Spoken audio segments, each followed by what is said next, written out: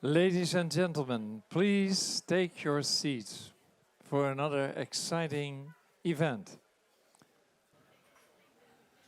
Especially to the Dutch, who are known to be stubborn. Bert van Dijk, would you please take your seat? And Jan Tonier, the captain. We have many Americans here, and they always ask me, why are the Dutch so tall? I don't know if you know the answer is you're not Dutch, but we here, in fact, under sea level. And we know when the water comes, we will stand in the water with our nose up, and the others have to swim. So it will not happen because the dikes are protecting us. Well, on to our next event. Well, let me tell you one thing. A couple of days ago, 2 nights ago, one of the best voices of the world, incredible, the best tenor of the world, and then I talk about Andrea Bocelli, was performing here, singing Amazing Grace, Hallelujah, beautiful, beautiful songs. And that shows also how the world of entertainment is also involved in our mission. And we hope one day you will experience that. Well, my dear friend Phillipe Holhof is here, and he's a renowned journalist.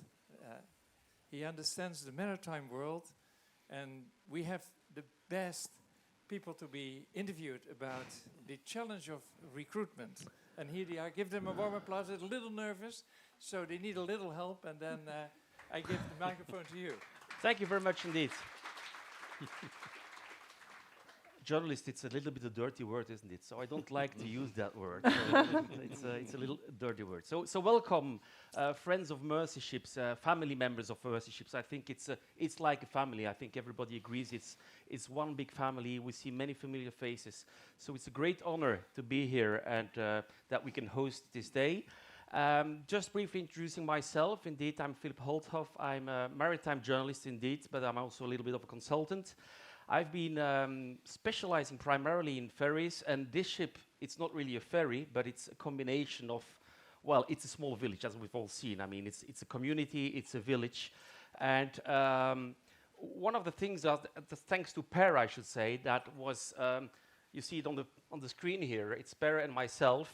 It's taken 25 kilograms ago, as regards myself. It was taken late 2018. Per and I traveled to China together. Among other things, we visited Global Mercy under construction, which was very interesting indeed.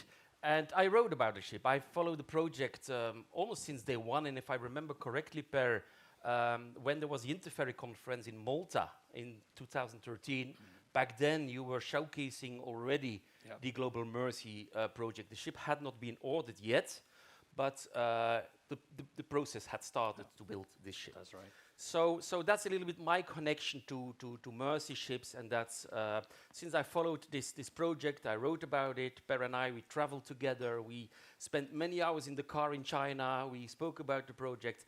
That was a little bit for me the stepping stone to be here on the stage today.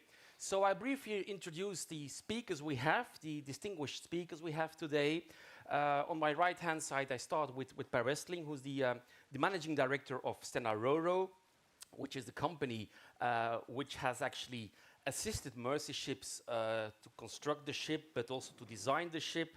But Per will briefly introduce himself afterwards. We have Nick Brown, who's the CEO of Lloyd's Register, which is the class society for the ship.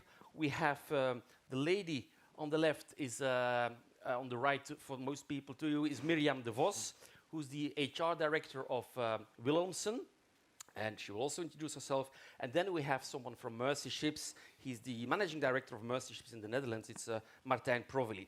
So I suggest that we start with Miriam to briefly introduce yourself, and after that I will also ask you how you got acquainted actually with Mercy Ships. Yep. So, but first, please introduce yourself. Yes, Miriam de Vos. I'm Human Resources Director for Wilhelmsen. I'm responsible for Europe. In Wilhelmsen, we have a huge maritime network. We deliver our products and services to the maritime industry. Products, for example, we have delivered our TIM ropes on board of this vessel. And services, as an example, we've done the transit through the Suez Canal from an agency perspective. And then being acquainted with the Mercy ships. We work with Mercy ships on many different levels through our different companies. Sometimes that's through monetary contributions, but often also by delivering our products, our services to Mercy ships. And sometimes also by providing our talents and competences, like for instance today, where we get to serve Mercy ships as well. Yeah, because I think today it's all about talents, because we have indeed a fantastic ship here, which is one thing, but now having the ship in operation, that's going to be a big challenge actually, and that's what we're going to discuss this afternoon about capacity building. It's not only in the hospital department, but it's in each and every department. I mean, we were over lunch, we were also discussing this, and you know, per day 3,000 meals have to be served here. You need people for that. So that's going to be a big challenge, and we will discuss this.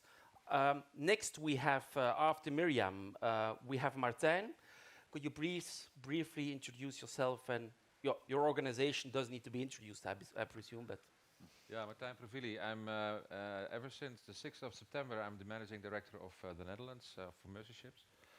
Before that, I've been working in the maritime industry, building businesses, actually for a company that is also present here in the room. But basically the reason why I was involved with Mercy Ships had to do with the calling. The calling that I got was last year when I was already 5 years involved, 4 or 5 years involved in my own company, and still was looking for kind of purpose in my life. And that purpose became a little bit reality when I got a LinkedIn message saying, okay, there is an open position as a managing director for Mercy Ships. Are you interested? And I moved it on, and I said, well, I'm working on my own company. But it looked back to me 4 times. And at a certain point, then you have to make a decision. And I start calling the bureau that did the job interview to begin with. And here I am. So. Good. I don't... There's other persons are missing, I see. Why Mercy Ships? But yeah. Perhaps I should go... No, okay. Perhaps we start with Per then first. If you could briefly introduce yourself. Yeah, indeed. Per Westling. I am the head of Sena Roro. And my life with Mercy Ships, so to speak, goes all the way back to 2011, when actually the first, so to say, ideas came up to build a new ship. Or in actual fact, at that time, we even spoke about actually converting a ship, and that has been something that we've been doing in Stena for many years. So we did start actually with the conversion project, but very soon we ended up in a new building project, and together with the Mercy Ships project team, and together with many consultants and suppliers, you know, we have together developed this fantastic vessel. Yeah. Then Nick. Thank you. Yeah, so Nick Brown, I'm the CEO of Lloyd Redister Group. For those that are not familiar, we started back in 1760, focusing on the safety and environmental performance of all manner of ships.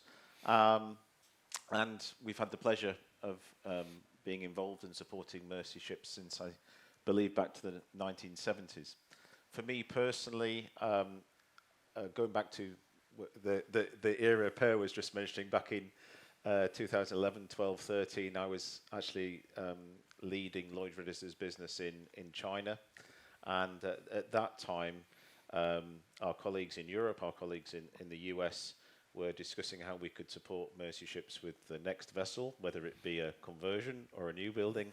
And I took a role of trying to connect a shipbuilding facility with the project, and delightful to see the end result here today, considering everything our world has been through in recent years. Yeah. Philip, actually, I believe there is a small video just 1.5 minute long. Yeah. That the guys have prepared, and that gives us a Let's brief watch the overview video. of the Yep. of the project. So Perfect. Yeah. yeah, see. Can we have the video, Stena?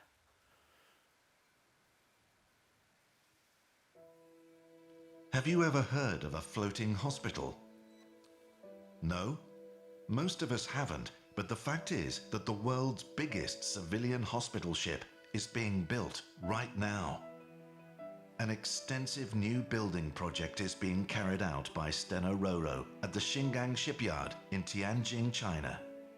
It all started when Sena Roro was assigned by the humanitarian aid organization Mercy Ships to extend their fleet with a new purpose-built vessel. Mercy Ships has been operating floating hospitals since 1978, and they have helped more than 2.5 million people in more than 73 countries with healthcare to the poorest of the poor. With the new, larger and more modern ship, Mercy Ships will more than double their capacity. So, with a broad knowledge base and expertise, Sena Roro joined the project to perform something that has never been done before: building the world's largest civilian hospital ship.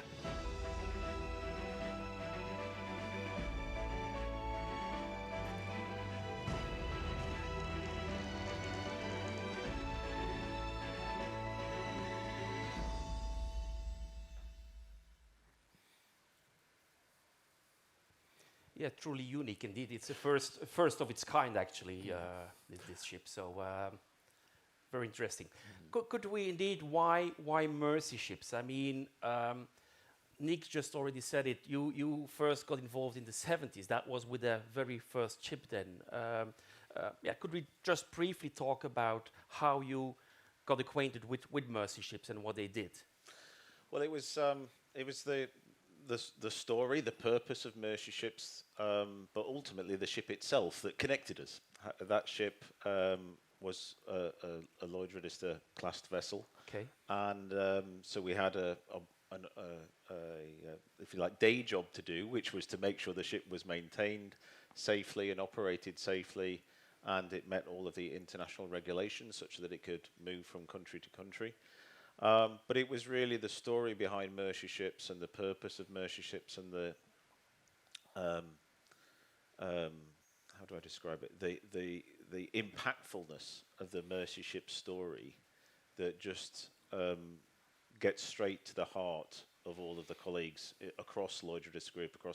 We operate in 75 different countries, and every single colleague that hears the Mercy Ship story, regardless of whether they're in Central or South America or in North Asia or Australasia, they all want to know more and how they can contribute. And we have some colleagues here in the room from here in the Netherlands who have been actively devoting their time and expertise to try and support the ongoing and growing activities of Mercy Ships. It's just something that I think every single colleague I speak to wants to know how they can contribute.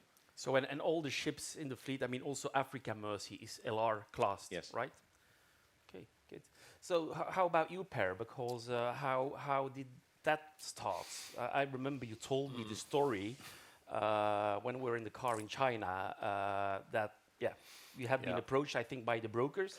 That's right. We were approached by the brokers in connection with the name-giving ceremony in Korea back in 2011, and yeah, that's really where it started. But I think before you had never heard of Mercy Ships, no, or that was something? No, that was actually the broker's first question. Have you ever heard about Mercy Ships? And I had to say no, unfortunately. But but anyway, we started there, but I think for us, I mean, just very similar to what Nick is saying, that everybody who's getting involved in this project really take it on and becomes great ambassador, I think, for this work and for Mercy Ships as such also. So for us it was a very nice match. We do passenger ships, and now we sort of in our design basically very simplistically removed the cargo decks and the trailers and the lorries and what have you, and put the big hospital there instead. And that was a nice thing to do, I think. Yeah, this is what I feel the strongest, really, from everyone working with it. That this very strong commitment of actually contributing to do something really good. Yeah, I think this morning over breakfast, I was sharing the table with somebody, and we discussed the role of Stena, and we thought that no other company could have done what you have done. Actually, having the experience of building in China, new buildings in the ferry sector, and it's truly unique ship. So yeah. How about you, Miriam? I mean, when did you get? Because now I think we all agree that Mercy ships have become extremely visible. Also, I'm from Belgium. We have a newspaper on Sunday, and almost like every Sunday we see some kind of publicity for Mercy ships, something which was lacking before. So thanks to Global Mercy, there's a big visibility, which wasn't there in 2011, as you said. How about you, Miriam? When was that the first time you heard about Mercy ships and their interesting things they do? I'm in Wilhelmsen now for 10 years, and I know that during those 10 years we have done different collaborations with Mercy ships. I think one of our main values in Wilhelmsen is that we have stewardship, and that means that we care. We care for our employees, we care for our customers, but we also care for the wider society. And I think that's also where Mercy ship meets Wilhelmsen. In the fact that we care for the wider society as well. I believe that, in Wilhelmsen we have a responsibility because we have a huge global network. We have a responsibility to care for a sustainable future. And, that's of course also one of the goals of Mercy ships. But we cannot do that alone. We need to have a network around us. We need to have a network of, in this case, maritime companies, because there's so much still to do. There are so many challenges that Mercy ship still faces, especially now with the new build Global Mercy. I think the recruitment challenge has tripled, actually. And that is something I feel that we as a maritime network need to stand around Mercy ships, shoulder to shoulder, to really support them in this challenge. Yeah, and you, Martijn, because you're new in the organization. Yeah, what Miriam just said, it's important for Mercy ships to triple actually the amount of people that we can get on board of the vessels. And what we try to do with the people that are involved in Mercy ships, especially the companies involved with Mercy ships, to trigger them to work with us in order to get people on board by using programs, for example. I think actually there's a video, Why Mercy ships, if I read correctly, which can be shown now.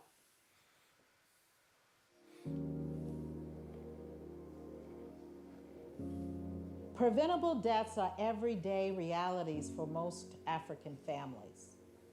Abject poverty, poor infrastructure, and an acute shortage of trained healthcare workers condemn millions of fellow humans to crippling conditions.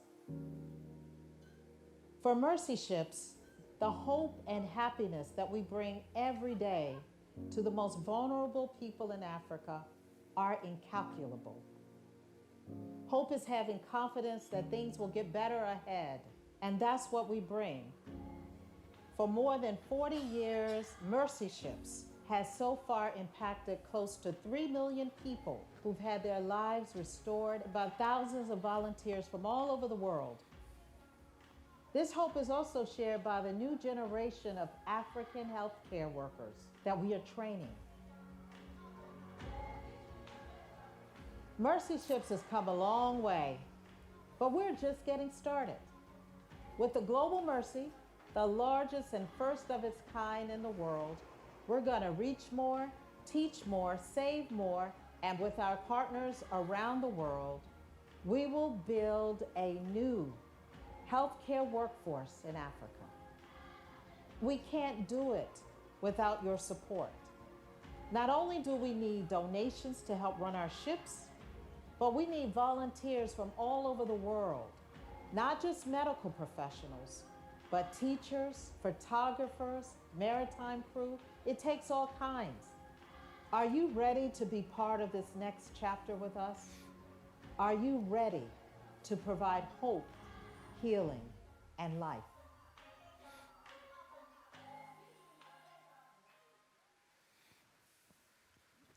Yeah, just to give you some figures actually. Each year, 18.6 million people die due to a lack of access to surgical care. 92% of whom live actually in Africa. In sub-Saharan Africa, we are far from the 23 doctors and 100 nurses per 100,000 inhabitants required as a minimum development target, which is what the WHO says. Actually, 5 billion people don't have access to safe and affordable surgical anesthetic care. Access is even more scarce in low and middle income countries, where 9 out of 10 people cannot access basic surgical care. 143 million additional surgeries in low and middle income countries would be needed each year to save lives and prevent disability. Since the start of its mission, Mercy Ships has performed over 1 million surgeries using state-of-the-art floating hospitals, restoring hope and dignity for every patient, but also their families and communities. Global Mercy will be operated by hundreds of skilled maritime and technical professionals, generously offering their time and talents to our mission. And as said, one of the main challenges actually is to have this ship in operation, day in, day out, 24/7. So, and this is what we're going to discuss now, how to get people on board. There's many volunteers, but I think Mercy Ships needs many more people to come on board. And it's really all kinds of stuff. I mean, the captain, when we were on the bridge this morning, he was explaining that there's even divers on board because the sea chests get clogged in these ports. So you need divers. Can you imagine? I never thought about it, but it's really all kinds of jobs they need, jobs we even haven't thought about it. So this is something we're gonna discuss. So it's infrastructure. I think that that Per will primarily talk about it because this is what the ship is. Partnerships. We have like Lloyd's Register is one of the partners. Capacity building. I think that you, Mirian, can talk about it. Personal development. I think Martijn will touch on that. So infrastructure. We start with the ship. Per, can you a little bit explain actually how this started and what has been the role of Sena Roro in this whole project? Yeah, we have taken part in the design of the ship, together with Mercy Ships, of course, Delta Marine of Finland as well. And we have, after the design, we have also made a specification of the ship. So we've described every single piece, if you like, on board the ship. And then after that came the procurement phase. So we have sent out the specification to a number of shipyards all over the world, actually. And finally then ended up in China, in Tianjin, Xingang shipyard. And at that shipyard, we then followed the production of the vessel. We laid the keel in 2015, so it was a long project indeed. And we have had people on the site for all that time. Basically 15 to 20 persons all the time, and roughly half of those have been expats and half have been local Chinese people. So the challenges when we talk about infrastructure on a ship like this is that it operates in extremely difficult environments, and just think about the water quality, for example. You know, it's extremely aggressive to the hull, and normally we would be able to make drinking water on a ship. And we can do it on this one as well, but very often the water quality is so bad that it's just not possible. And it's one of the few things actually that this ship will get from the shore side, that is potable water. But for the rest, the design is really emphasized on making the ship completely self-sustainable. So as it is, as we all understand from seeing the ship now, it is a society, so we have everything that we need on board really this ship. But it's definitely been a high priority item on this particular ship to make sure that ship can survive and be independent of whatever happens on the shore side. So there will be a marine crew standing by at all times. Sometimes, there is a political difficult situation, perhaps in the areas where also mercy ships are operating. So it's important to be able to actually withdraw very, very fast if necessary.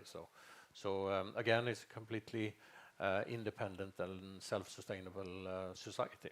Thank you. Yeah, and I think it's also important to say that because some people thought, okay, does the ship plug in to the shore?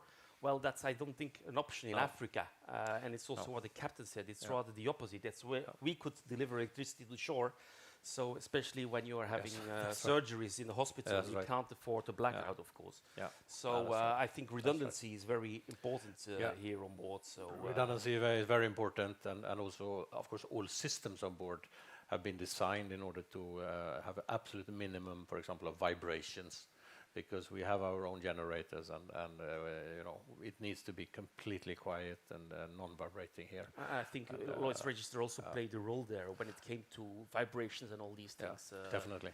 Well, I don't think we should underestimate that this is a world first. Yeah. No Nobody one had ever built or even designed from a blank sheet of paper a purpose-built hospital ship before, and now we have a blueprint. Thankfully, we had a very nice starting point thanks to Stena and Per's assistance. But all of the purpose of this ship is so different to any other vessel that had been built before, and there were lots of international regulations that were applying to all manner of passenger ships, whether it's ferries or cruise vessels, which meant things like safe return to port regulations were applied for the first time. It was also, let's not forget, the first time China had built a passenger ship of this size. Yeah. The first time the shipyard had built anything that wasn't like a cargo vessel. So our role really was to work with the designers, work with the Mercy Ships technical team, work with Stena Line to ensure the design was correct, made sure all of the regulations were met, but also that the design was fit for purpose, given the unique operational activities of the vessel. And then, of course, oversee the quality of welding, the sourcing of the materials that were arriving in the shipyard throughout the construction process over what is possibly the longest building period that I can remember, and to have achieved all of that, especially during the last 2 years, what the world's experienced with supply chain challenges, being able to get expertise in and out of China, and supply chain restrictions is truly an amazing achievement, and it's thanks to all of the partners that have played their role. And any lessons learned, because indeed it was the first time, but also we have a saying that you should build a house twice to learn from the mistakes you made during the construction of the first house. So how about this project? Of course, a second ship will always be better than the first, and it will take a little shorter time for the shipyard to build it. It costs a little less, and so on as well. But I think in this case, it's definitely one of the more unique features of this project, and that is that there was not this commercial hurry, if you like, to get the ship out and operating and earn money and pay off the debt and stuff like that. We didn't have that here actually. So our message from Mercy Ships was very clear that please make sure that this vessel is built according to the highest standards, what we had specified and what we had ordered, and it can take time. We're not in that kind of hurry. So that made a big difference for us actually, and we could work together with Lloyd's and everybody else involved actually to make sure that we got the quality that we wanted. And in also I think as another benefit there was probably that there was time enough to actually fully finance the ship. So as we heard before here today, the ship is fully financed, no debt on this ship at all, and it's a unique thing as well on a ship like this. But I just would like to mention one small sort of a little bit funny thing when we designed the ship, because always all the makers ask us, what is the operational pattern of the ship, and how will it operate, and and so on, and what speed will it operate at, and so on. So, but we had to tell them no, shall be designed for 10 months at port, and that is very unusual. So, so we had some really very different discussions with the makers, because we actually optimized the vessels for staying in port. Yeah. Whereas normally a ship is built to sail. Yeah, right? absolutely. And to reduce the port time. Yeah, but it worked. So of course, what's very important are the partnerships. I think even there, Stena has cooperated to a certain extent with Mercy ships, and that's also the message we want to spread today. Is that I think it's going to be a benefit for many companies if they, in one way or another, support Mercy ships with staff, because now it's quite challenging. One of the challenges is if I, for instance, I'm a chief officer, for instance, I would like to work here on board. In most cases, I will have to resign with the risk that I won't find a job again. And I think it's important for companies that they can indirectly support the Mercy ships project by renting out people actually for 3 months or several periods in a row. And I think Stena has been through Northern Marine Management, or even Stena Line, they had a project, and I think also you can talk about that. Yeah, no, that's right. We do have that, and actually I see the picture here of the man and the woman, and I'm not sure if Maria is in the room today, but Maria is volunteer on board here, and has been working for Stena Line for I think 20 years or something like that. And we did visit the ship in Antwerp, Mr. Olsson and a couple of us. Mr. Olsson is the owner of Stena, and he actually took the opportunity to hand over a golden watch to Maria, because actually it's not 20, I think it's 25 years of service into our company. So that happened here in November last year. So a very dedicated personnel, and Maria now will continue to work, I think, 8 months here on board from now on. So. And how are you as Stena going on with when they return after? Because it's okay, going on board is one thing, but then you're returning to your company. Yeah, we give them leave, so to speak, an extended leave, and we do also provide some financial help for travel and things like that. However, not for the crew fee, because everybody on board the ship pays something out of their own pocket to actually work on board, and so that you always have to do when you are working here, we think. But we can assist in some ways anyway, making it possible, first of all, to go down. You don't lose your job because you're going here, and we can provide some financial help as well. Yeah. So I think you also have a story from someone who has worked. Perhaps you could. Yeah, probably we also have. There's a video, I think, on that. No, I don't have video, but I have a picture.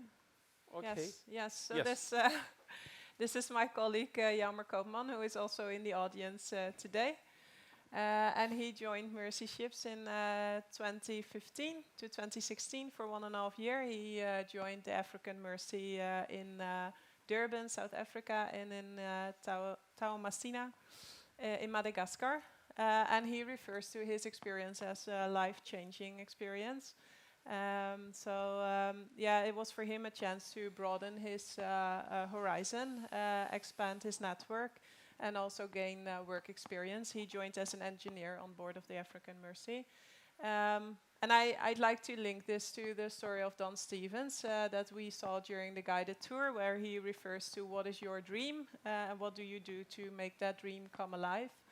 I think that when you're old and wrinkly in your elderly home looking back at your life, what are then the memories that will stick with you? I think it's not that 40, 50, 60 hours work week or that fancy car that you got to drive, but these memories are things that will stick with people.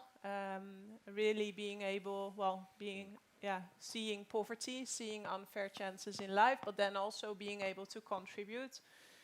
being able to deliver on a solution, or at least being part of that solution. That's really something that sticks with people, and therefore I believe that it's a great chance as an employer, if you're able, like Sena Roro does, to offer that to employees. Yeah. Yeah. There's a question for Martijn, actually. The mercy ships allow space for African deck cadets. How long are volunteer commitments? Can I come on board during furlough periods? Can I come board off? On board during furlough periods. Well, actually, everyone is able to come on board. In Africa, we also have the day crew, and obviously we have the volunteers coming from all over the world that actually are living on board. Usually, we have periods between 4 weeks up to 1.5 to 1 year. So we have a period of 10 months that we are servicing. And basically, what we like the most is that we get the right professionals at the right position, and that is the biggest challenge that we have. So, if we are looking for a volunteer, for example, deckhand, first of all, you need to know whether you are able to do such a job. Second of all, if you have do you have the proper technical training, and what you see with this vessel, for example, is that professionally we are growing. So that means that the more professional the vessel gets, the more professional the people that are servicing on the ship needs to be in order to keep the vessel floating.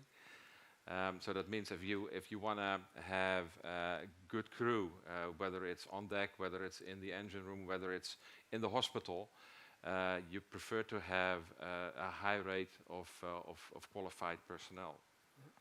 Yeah, because I understand it's 641 people who are working here on a daily basis, and then there's roughly 300 volunteers joining the ship each and every day. So it's roughly 1,000 people you need to run the ship, correct? Yeah, more or less, yeah. Yeah. So I also wonder, for when I'm like a second officer, for instance, I know a second officer who's working here on board. He's a French guy. and how about flag states? When the ship is alongside, does it count as sailing time? I think it varies, but as we discussed over lunch, there's been some really excellent examples where mercy ships have developed their own crew from sort of entry level with just nothing but ambition and passion to enter the maritime industry and to support mercy ships, to now chief officer, I believe, that have been homegrown. So it's definitely possible for that journey to be taken, and there's some excellent examples of that. Yeah. How nice would it be if you get someone trained up to be a specialist on board when they're local? That would be a dream come true as well. Yeah. Because normally contracts are typically for 3 months you're on board, or does that vary? Can I join the ship for 1 month? Because I think we also discussed that when we were preparing this. There's always an overlap. I mean, you cannot just leave the ship and then your colleague comes on board. There should be a few days of overlapping. Yeah, it depends on the typical job. Some of the things that we are doing on board, that it has a very short overlap of overlapping in work. So overhanding work, bring over work. How do you call them? It's been a long week. Sorry. But it's just the beginning of the week. Yeah, I know for you. No, but transferring work, labor to others can be a long period or a short period. And for example, for a nurse that in an operating room, you can exchange them quickly. But if you have, for example, just name one, a managing director of the vessel, you can imagine that you need a lot of time in order to get the right work carried over to or handed over to the next managing director. So that depends on the type of job. Because which are the critical ones where you really experience difficulties to get people on board? Because I understand on the hospital side that's not really the big issue. It's really everything else. Well, we of course we would like to have very high professional, skilled medical personnel, but the critical point at the moment is maritime personnel.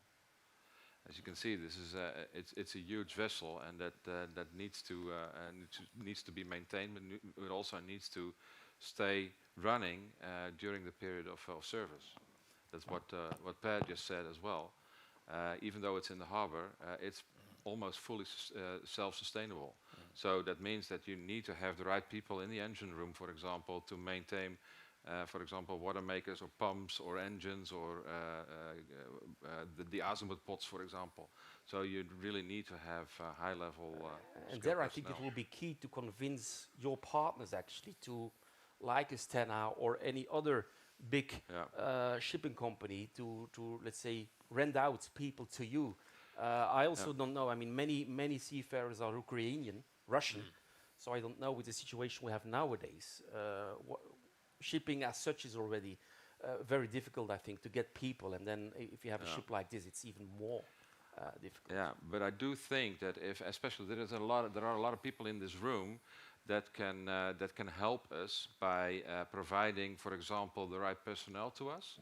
So if they are allowing, for example, their personnel to develop their job on board of this vessel, because that's a little bit of the programs that we are looking for.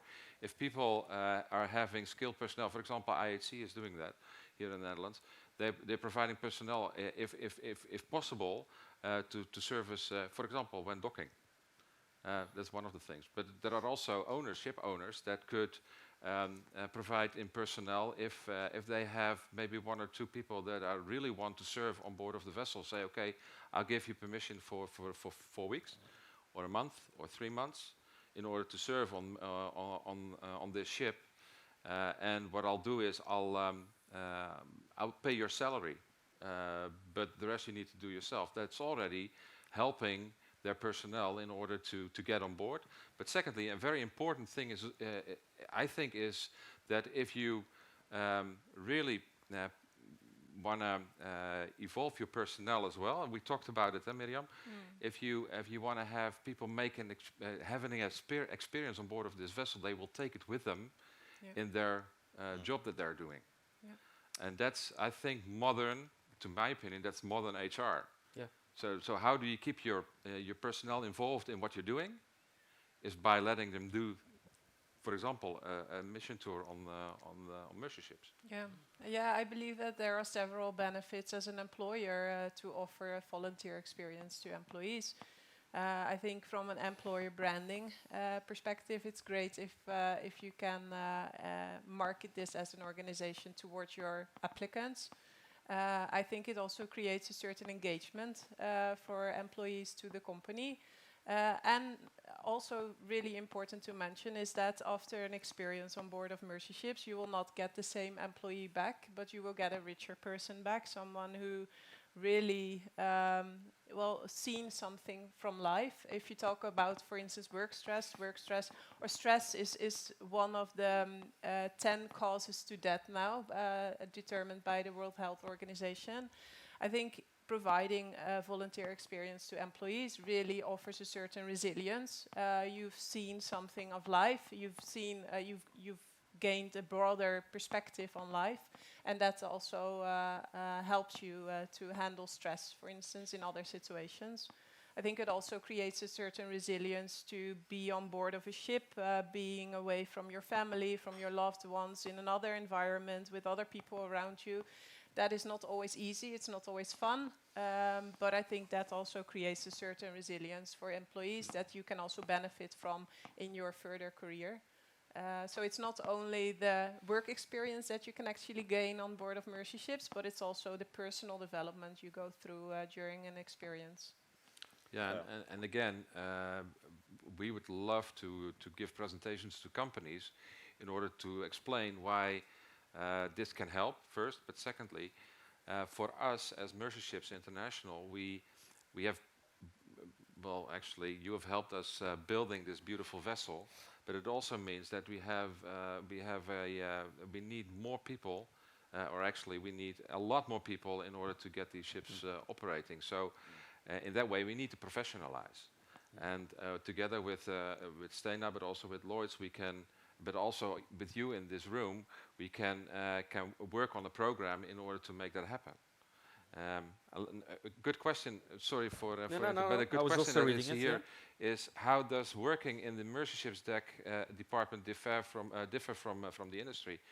I think a good story about this is there is someone who entered Mercy Ships lately, and he said, "Okay, I'm someone working as an engineer, marine engineer, but let me start just as a maintenance guy in the engine room."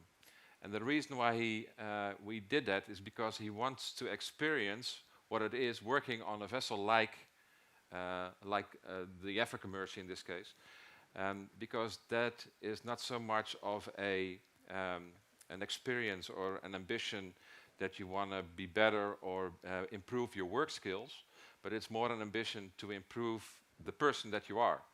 And that is what Miriam was just talking about.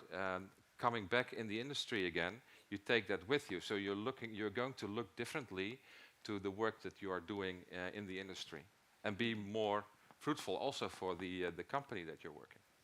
Do you have any estimation on repeaters? How many people, once they have done it, come back on board? Redundant. Do you have any percentage there? I don't have the exact percentage, but I know that a lot of people that we had on the Alumni Day last week are talking about getting back, and most of them will come back.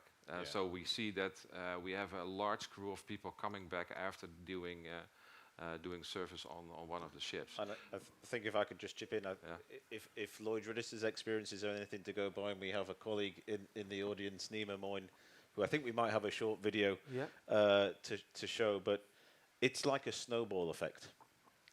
You know, I think most companies would have some kind of employee recognition scheme, and some kind of, it might have been in the last few years a virtual recognition scheme, but nevertheless, you have, when colleagues volunteer and want to be part of the Mercy Ships, and they maybe in our case they're supporting a dry docking period, which is, as we know, in a fairly intensive maritime department, engineering department period, where a lot of expertise is needed in a short number of weeks. It's a pleasure for Lloyd Redister, because our values are: we care, we share, and we do the right thing. And when colleagues have spent just one day or 1 week or 1 month with Mercy Ships, they come back into the organisation, they're so full of their stories to tell their colleagues in the office. We can then celebrate their achievements through some kind of internal recognition scheme. And then you have colleagues from countries around the world all wanting to know, how can I get involved? And so it doesn't take, for those that are in the room or online that are watching from companies that might want to get involved, I would say it doesn't take too much actually to start that small snowball effect. You start with a small snowball, and it just builds its own momentum.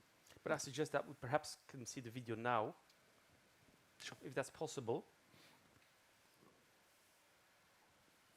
Whenever someone asks me about my involvement with Mercy Ships, I get so excited that I don't know where to begin telling my story.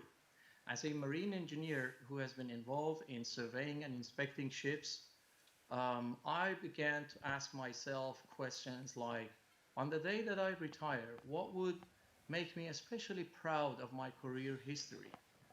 And I was lucky in finding the answer to those questions by discovering about Mercy Ships' mission. I signed up to volunteer as a dry dock project assistant on Africa Mercy. On the first day, as we were receiving our tour on board, my heart was filled with inspiring joy and excitement.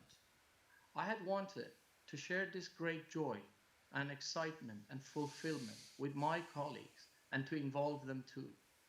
In one initiative, some 60 of my colleagues teamed up, and they donated part of their annual leave days as benefit in kind. Mercy Ships spent that money on a biomedical capacity building project in 10 state hospitals in Guinea, and to train technicians. That story became an inspiration for one of our clients to donate an equal amount to Mercy Ships. So the momentum became twice as big. With the emergence of Global Mercy as a novel, purpose-built hospital ship, we are inspired even more to dream more. Okay. Good. What I like about this, by the way, what I like about this very much, by the way, is that actually you are really thinking about, okay, how can we use our maybe sometimes limited, but sometimes also larger abilities in order to help people to get programs done like this. Just, for example, leave days is one of them. Yeah. And that's what we would like to do. It's just talking to the business in order to see, okay, how can we start programs with each other and help each other. It's not only, okay, give everything to Mercy Ships, no. It's also about, okay, what can we do for you? How can we help you? I think there's also room for some questions from the floor, from the audience. So I don't know if there's any questions right now. It's always very challenging because it gives me extra work. No questions for the time being. Right. There's a question here actually on the screen. I can't go on board as a mariner but work in the maritime industry. How can I get involved? Well, good question, because not all the work happens on on one of the ships. We do need ambassadors. A good example, I just hooked up with someone in a totally different industry. He is in the agriculture industry, but what we need is our ambassadors all over the place. So if you want to be an ambassador, helping to get the word spread, because that's one of the things. If you have a small company, I can imagine that you can't just send out your people, but you can help us to bring the message. For example, we have one in the room which is helping us in a great deal. Hendrik Jan, you're sitting here. He has his own company as well, but what he does presentations for business owners and telling what we are doing. So if you want to get involved, you can involve yourself like that as well. Imagine I'm a chef and I would like to work on board Global Mercy or Africa Mercy. How to apply actually for that job? Well, we have a volunteer journey.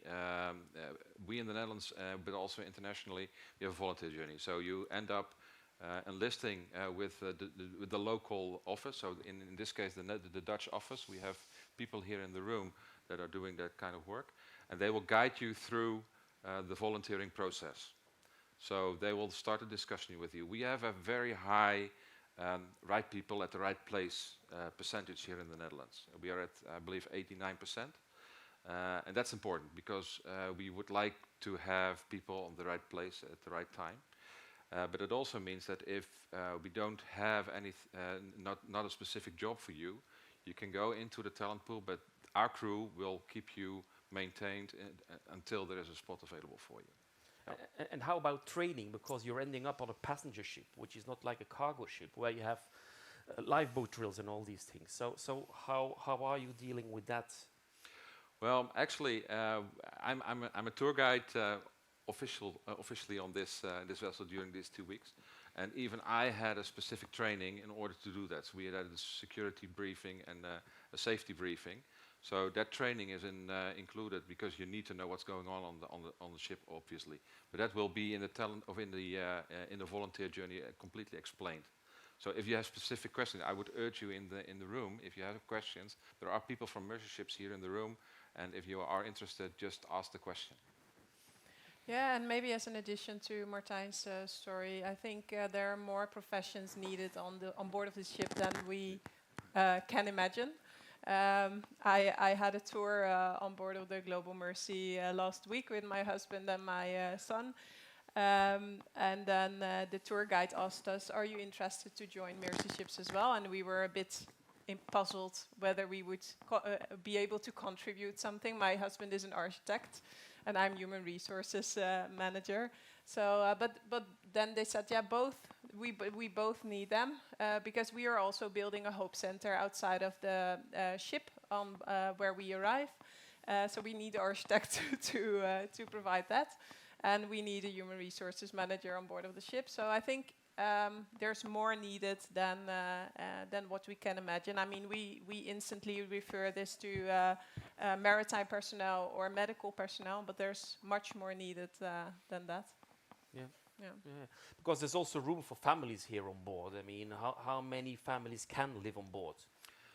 We have room. I'm not sure. I'm looking at 26. Yeah, 26 families can live here on board. We have school, international school, so there is room to be part of the mercy ships of mercy ships as a family. Yeah, definitely. My son, 3 years old, he really wants to join mercy ships. Wants to go to Africa. So we'll see what happens. Yeah. And for them, we have a swimming pool upstairs, and Yeah. No, but it's nice. It's nice. Any questions? Any questions from the audience? No questions. I think there was one more question here. But There's one in the middle. One in the middle. Yeah. Could you briefly introduce yourself, perhaps, and then ask your question?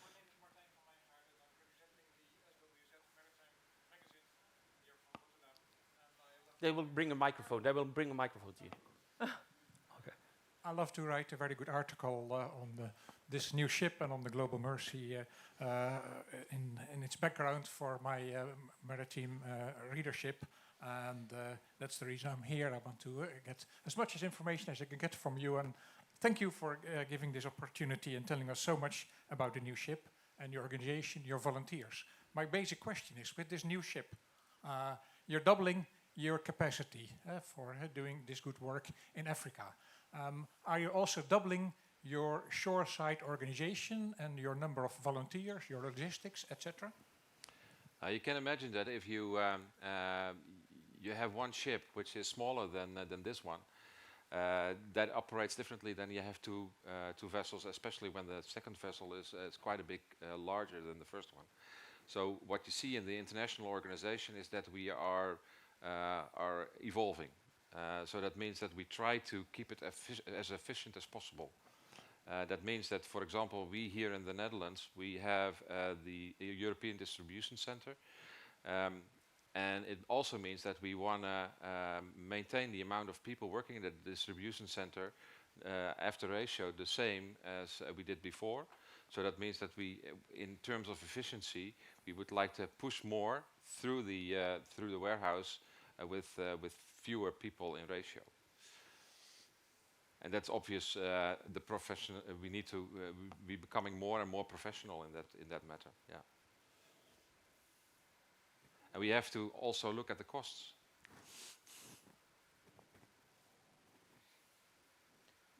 Because also this one, Global Mercy, will go to Africa. That's and because you're increasing really your capacity. Where will this ship go to, actually, primarily?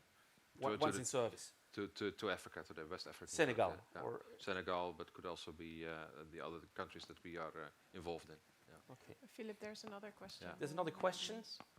Good. So much. Holly Payne from Sea Trade Cruise. I've got a couple of questions, actually. The first one was regarding, and forgive me, I know that you touched on it, which was about what's happening in Ukraine at the moment. Obviously, a lot of crew members, estimated that thousands work on board cruise vessels. So my first question was, is there an impact that's being seen at the moment, and how will you seek to deal with that? And the second was to do with plugging in shoreside, and whether there was any kind of future solution whereupon that could sort of be somehow worked in, or another solution around that. Thank you. So I suggest that you answer the I'm first not question. completely following the question, to be honest.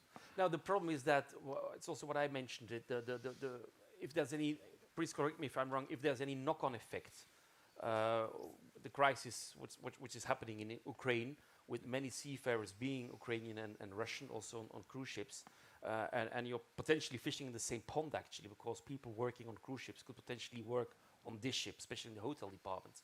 So if you expect any knock-on effect of the situation you are in Ukraine, is that was your question more or less, wasn't it? Okay. Yeah. Thank you. Well, that depends on whether the people actually want to work on the Global Mercy, of course. Everyone is welcome. So if they apply for work on the Global Mercy or on the African Mercy, they're more than welcome to. If we feel a knock-on effect, I don't know.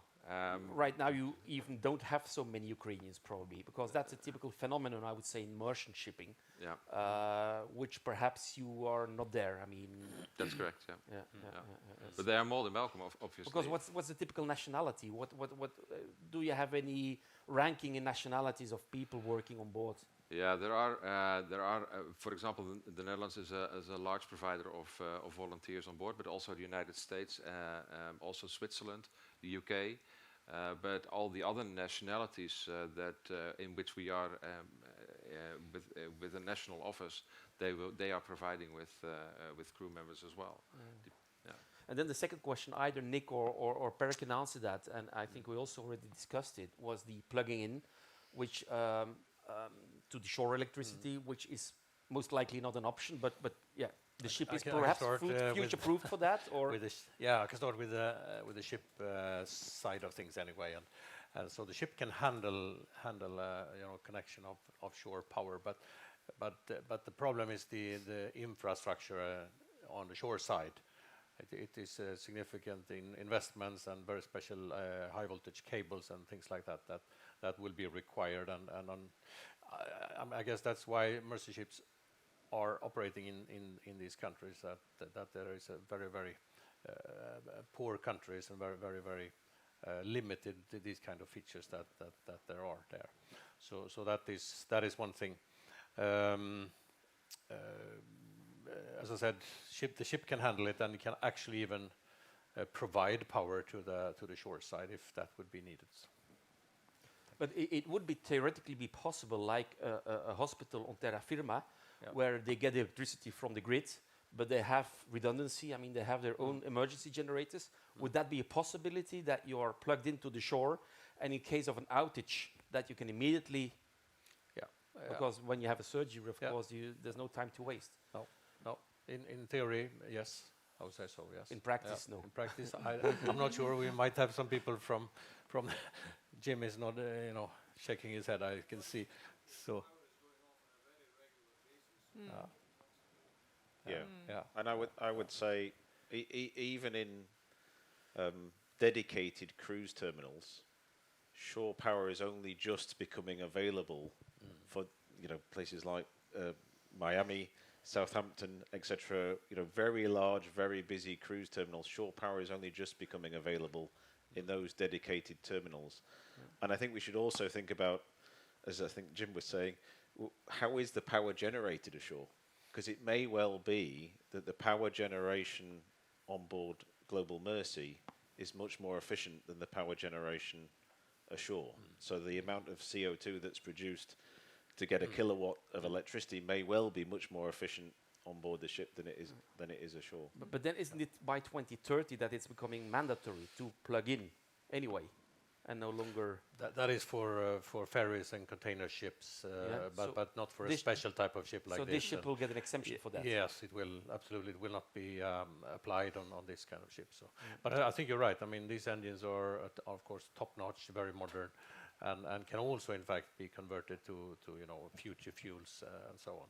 So I think probably most likely there's less CO2 footprint from this ship than if we were, to hook up with something that provides power, probably from a coal plant or something similar. I would say. Because Stena, they have already tried methanol, biomethanol. Yes, indeed. So it could potentially switch to methanol, this ship. Yeah, it's a question of that these new future fuels are available, and again, it's also difficult, of course, in certain parts of the world. But these particular engines that the ship is equipped with is actually available to be converted to methanol and also ammonia and other futures, but especially methanol and ammonia. So it's more or less what would you call a new fuel-ready ship? Yes, you can say so, yeah. It is ready available from and it has this class notation, because, LNG ready, it's a class notation that is very wide, It's very wide, yes. So I don't know. I don't think it does have the class notation, but to be honest, a lot of those class notations are, let's say, preparation work. And what this vessel, as Per is saying, what this vessel's got is because it's a diesel-electric design, so it's highly flexible.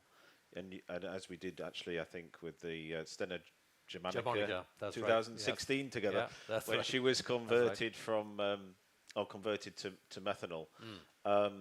It's becoming more and more affordable and more and more viable to actually convert the ship. The real challenge is getting the fuel to the ship. Yeah, of course. And because of where Mercy Ship's vessels are operating, of course, that's not it's not an easy challenge to address. But the good news is actually the ship is very flexible. The way that she's been designed, so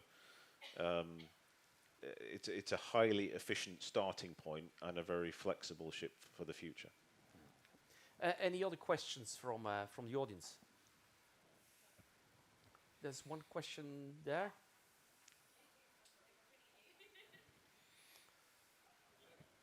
I'm glad we enter a bit of a technical area with questions, because this is my field and the field of my readers of the magazine and the website. They will be very interested in what has just been mentioned. Is this ship, let's say, prepared for a change, let's say, in fuel in years to come, even in African ports? One question I have personally, could this ship be fitted out with solar panels? Because it's staying in port in West Africa conditions for a very long time. Yeah, I can answer that. Absolutely, it can be fitted out with solar panels. Sorry, and it is a limited power, of course, today what you can get. But yes, the answer is clear. Absolutely. But isn't that more of a gimmick than anything else? These solar panels. It's I mean, the efficiency getting higher and higher. So during the lifetime of this ship, which is very long, I'm sure that we will see features like that as well. Yeah, of course, it's quite often it's a combination of things, But as far as I remember, I think Royal Caribbean, they installed that on one of their Oasis ships, but I think they abandoned it in the meantime. So and I think solar, and for that matter, wind, is one of those. It's an infrastructure that probably does make more sense to invest on the shore, where we know the vessel might be stationed for 10 months, rather than install on the ship itself. I think there's a good question coming in here regarding recruitment, and that's a question for Martijn. Of senior maritime personnel, many good points and advice have been discussed here, but there's little of any, if any, explanation as to how an interested individual may set about protecting their current employment rank and income whilst volunteering for mercy ships. Perhaps this is something that should, I can't read the full screen here, but Martijn, you can. Indeed, I mean, how to deal with that when you're a volunteer? That's a good question, and it's one of the questions that they asked me as well when I started to work for Mercy Ships last year. I think volunteering for Mercy Ship is most of all a matter of the heart, and also a matter of how do I want to be involved in something more than just doing a maritime job. On the other hand, I understand the question because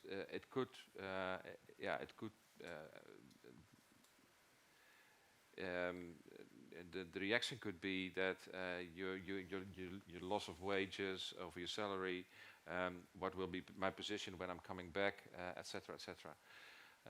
What we are trying to do is, with a volunteer journey, is to help people afterwards in order to not per se getting a new job, but how to deal with that and how to work on that. But what I also do know is once you did the enlisting on board of a vessel, of this vessel or the African Mercy, that your perspective of life is also different. So that's another way of dealing with this situation. And I think the third, but also most important, is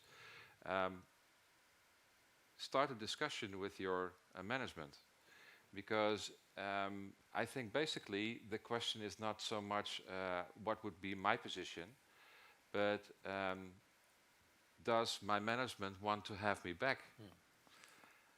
Because I can imagine, Per, maybe if you have someone who is really good at his job and he's asking you whether can I return after 3 months, and you know that he's worth triple his salary, for example, then you probably would say, well, I would love to have you back after 3 months. And I think that's the discussion that needs to be taken place at a higher level. Yeah, I think it should indeed be a case-by-case evaluation. It depends also on how long an employee would be gone. If it's only for 3 months or it's only for 6 weeks, then it's of course a different situation than someone who leaves for 2 or 3 years. Yeah. And that's the decision that the person in himself is making. It's the same as I always used to say: if you have if you drop out of your study because you want to travel the world when you're young, what are you going to do when you get back? And it's the same with this question. If you work as a marine engineer on board of a vessel or with a shipyard or whatever, and you want to serve for 1 year or 1.5 years on board of Global Mercy or African Mercy, I think you also consider what your position will be after that. So. Are you also talking to the ship management, crew management companies like V-Ships, Northern Marine, Wilhelmsen of this world, because they could potentially also contribute? And well, that's an interesting question.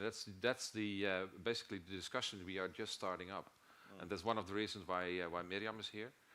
But we think it's very important to start this discussion with these kind of companies. Yes. Because I think I don't have any figures there. Perhaps you know, but perhaps I would guess that 75% or 80% of crew is through an agency.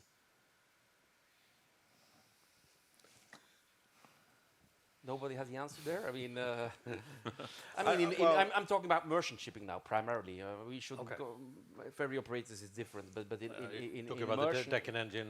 Deck and engine. Side? I think that. Well, I don't have any figure, but I would guess that it's quite significant. The external partners that supply crew. So I think that's going to be your. Yeah, that's one of our. Yeah, that's one of the discussions we are currently having. There are some of the people that are actually in crew management here in the room as well, and we think it's important to talk to them and let them know what the possibilities are in order to get them also acquainted with mercy ships. Any other questions from the floor? There's no question. Please raise your hand.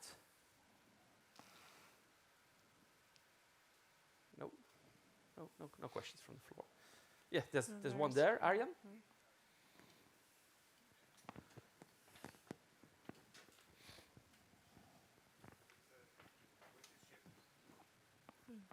With this ship as example, would you, if we would decide to go for a third ship or maybe replace an old one, would you go again to China to build it? The answer is yes. That's a simple answer. But absolutely, yes. And if the answer is yes, it's because of the price? I think this is a combination. I mean, we need to build a cost-effective ship for an organization like Mercy Ships. And I mean, in China, the fascinating thing and sometimes risky thing, if you like, as well, is that the span between, very, very bad, if we call it like that, and very, very good, it's huge. So you need to have a knowledge about all the suppliers, and you need to be very careful in how you choose suppliers and how you perform your inspection services and so on. But just take an example as a hotel. In China you can live in the very worst hotel in the world, but you can also live in the very best hotels that you've ever seen. So you get everything there, and so therefore I do not hesitate at all when I say yes on that question. And I think it's also fair to say, I mean, the Global Mercy was your first major project in China, but Sena Roro is also involved for Stena on behalf of Stena Line, is building ships at Weihai, which is, by the way, a very professional yard. So we have, in the meantime, garnered a lot of experience. So absolutely. We have an order of 12 ships, passenger ships in that other shipyard. So all in all, it's 13 ships of this type. And we have taken delivery of 6 of them, so with a very good result as well. But is the cooperation between Mercy Ships and Stena Roro, is that something that is ongoing? I mean, or with the delivery of the ship and now the gradual introduction of the ship, is that slowly dying, so to say, or I hope not. No, it will not die, I don't think. We have many interesting things to discuss as well, actually, going forward, if I just put it like that. okay. And any other? But can anybody comment on, because you know, Africa Mercy, the ship was built in the, if I remember correctly, in the 80s, early 80s. Yep. Sooner or later, the ship will have to be replaced, unless if it's a lifetime extension, so something that, again, Stena has experience with Stena Europe, for instance. And where Mr. Olsen, I think, once told me, the owner of Stena, that there's nothing wrong with an old house. So there's nothing wrong with an old ship, but sooner or later, you will have to replace that ship. And, of course, it's not built in one day. So are there any things we can share there already with the audience? No, we can't share anything because then no decisions are made anyway. But I think we have to consider the following. If you look at the Global Mercy in comparison with the African Mercy, you see a difference in quality. And not so much a difference in quality of the people that are on board, but a difference in quality of what we can, where we can do our surgeries with actually the rooms where people are sleeping. For example, if you are staying on board of the African Mercy, you are bunking with 6, 8 people at the same room. That does something with the work during the day, because you sleep less. So that means that if you have better accommodations, you can provide better surgery. So that is something that we keep in mind thinking about a possible next project. So if you want to bring the best service in Africa, and that's what we are saying, we're bringing hope and healing. We are bringing that with this vessel, which we have the state-of-the-art operating rooms, we have state-of-the-art, actually a state-of-the-art ship. How can you do that in a best way? And that is, I think, the consideration that you have to take in account to. And that is something that you have to consider when you choose to build a new vessel or refit the African Mercy or buy another vessel. I don't know. No decisions have been made, but I think that's one of the things that we are considering. I was quite impressed, to be honest, by the cabins. I mean, the cabins are quite spacious. Because indeed, I mean, those people still accept to come on board, like Africa Mercy, where you have to share a cabin with 8 other people or 7 other people. I think also there it's probably important to show the people that you have a home away from home, so to say, which I think this ship offers. Yeah, but the funny thing is with the African Mercy is the community, because it happens like that, the community and taking care of each other does make that people still want to go back to the African Mercy. It's a funny psychology, I think, but it works that way because they have a good experience on board, they don't mind. On the other hand, here they have a little bit more accommodation. So it's also for us, it's we are wondering what will happen when this ship is in service, because people have more privacy. So what will happen then? Will that community still remain? And we are working hard to maintain that community. So the camaraderie is very important, actually. Yeah. I think there's a question from the floor there. Yes. Press the button. Do you hear me? Okay, excellent. No, I don't have a question, honestly, because I heard all these concerns being expressed, which is quite valid from Mercy Ships management and operators about getting human resources and people and volunteers. What I'd like to share with you is let's also think of possibilities, okay? As we focus on the problem, once we get too much focus on the problem, then you might lose sight on possibilities. With the advances in technology, for instance, we are having autonomous ships, right? And I'm sure Nick can tell you a lot about this because Lloyd has already built the experience, and the future ships will be won't need a deck officer on the bridge, right? And on that very same line, for instance, for tomorrow, which is the Medical Industries Day on board Global Mercy, we have also invited a couple of medical industry influencers, and with them, we are looking into options to have robot surgeons on board. And imagine with that, such advances in technology, then next time you can have your surgeon sitting in his room in Hamburg, anywhere in the world, and then performing a fantastic surgery on board in Africa.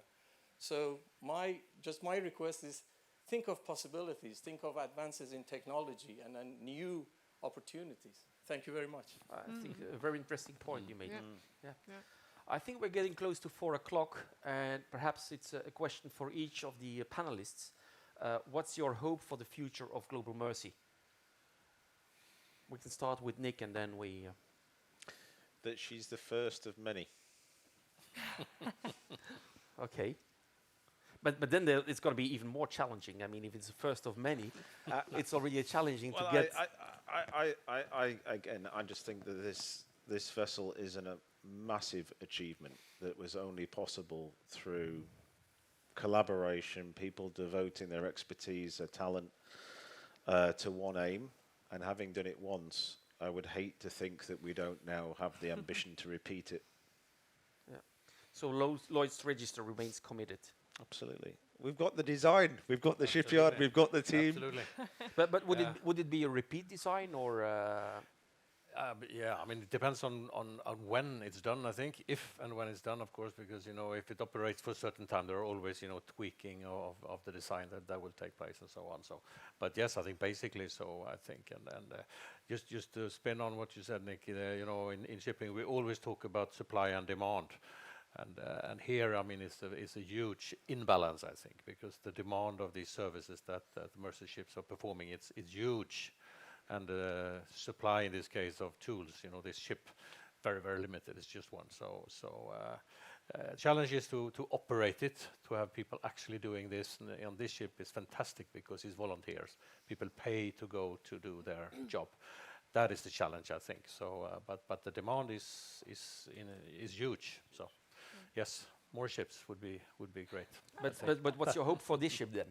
For this ship, I hope that she will have a very long life and work very well for Mercy ships, and that would be my hope.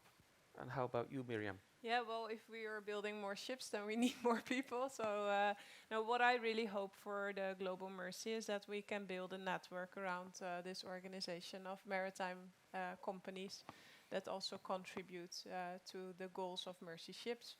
And not only by monetary contributions, but also by maybe providing volunteer experience to your employees, and also by providing our capacities, our competences, our talents to Mercy ships. Yeah. Martijn. That's an easy one. That's to perform as many operations as possible. And this vessel will make that happen. We increased incredibly with the opportunity we have on board of this vessel with our operating rooms. And another thing that's important is that we can train, so that this vessel will be used as a training facility in order to train the local people in Africa as well, so that they can perform surgery there as well. Because what's the surgery capacity of this ship on an annual basis? We have 6 operating rooms, and we hope to do as much surgery as possible. But at the moment, to be honest, I'm lost with the figures at the moment. So I'm going to look again to. I thought 3,000, yeah. Because African Mercy is about 1,000, isn't it? Yeah, depends on the type of surgeries. Yeah. Yeah. And I think it's also important to point out that locally you're also training people, because of course getting people on board is one thing, but it's also like a learning curve for the people there. Which is also part of the mission, I think, of Mercy ships. So, before we wrap up, are there any last questions from the floor? I think there's still room for one question. There's one last question. Hi, Nicola Good, Lloyd's Register. We've spoken about how people working on volunteering on Global Mercy can have an enriching experience. What formal programs are in place to enrich local communities? We've talked about sharing skills. I'd just be curious to understand whether they're partnerships with local academic institutions or local healthcare providers. Yeah, there will be a medical day, and you see that we are, of course, we are trying to hook up with local hospitals, but also universities. Erasmus, for example, here in Rotterdam is the obvious choice for this moment, as we are about 500 meters away from it.